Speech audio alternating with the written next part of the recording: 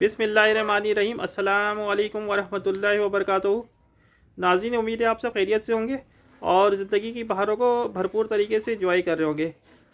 आज की इस वीडियो में हम पुलिस इन्वेस्टिगेशन के बारे में डिस्कस करने जा रहे हैं। आगे चलने से पहले मैं आप लोगों से यही दरख्वास्त करना चाहूँगा कि अगर अभी तक आप लोगों ने इस चैनल को सब्सक्राइब नहीं किया है तो इसे सब्सक्राइब कर ले और साथ ही साथ बेल आइकॉन को भी क्लिक कर दे ताकि आने वाली आइंदा वीडियो भी आपको बर वक्त मिल सके।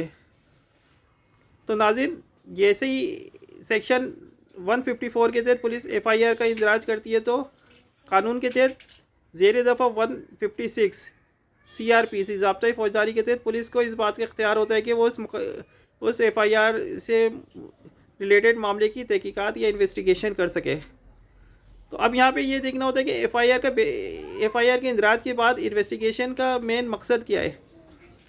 होता ये कि जिस शख्स के ख़िलाफ़ एफआईआर दर्ज की जाती है उसको मुजरिम तस्वुर करते हुए उसी के इसको इन्वेस्टिगेशन का रुख इस तरीके से किया जाता है कि जैसे वो शख्स ही मुजरिम है और उसके साथ सलूक भी मुजरिमाना किया जाता है। लेकिन अगर हम कवानीन को पढ़ें तो कानून ये कहता है कि इन्वेस्टिगेशन का बेसिक मकसद ट्रूथ को सामने लाना, यानी सच्चाई को सामने लाना है, फैक्ट्स को सामने रखते हुए, हक़ाइक़ को सामने रखते हुए सच्चाई तक पहुंचना होता है।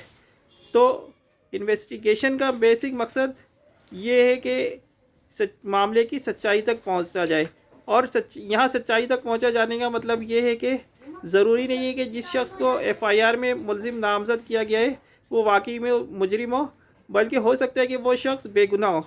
और ये भी हो सकता है कि जिस शख्स ने एफआईआर दर्ज करवाया हो, यानी कि वो शख्स जो कंप्लेनेंट हो इस एफआईआर का, और दर हकीकतन वही मुजरिम हो। क्योंकि अक्सर ऐसा ही होता है कि जो बहुत शातिर मुजरिम होते हैं वो जुर्म भी खुद करते हैं और मज़लूम के ख़िलाफ़ एफआईआर भी दर्ज करवा देते हैं। तो ये पुलिस की ज़िम्मेदारी है कि एफआईआर के इंदराज के बाद इन्वेस्टिगेशन करे और सच्चाई तक पहुँचे। उम्मीद है आज की ये वीडियो आपको पसंद आई होगी। अस्सलाम वालेकुम वरहमतुल्लाहि वबरकातुहू।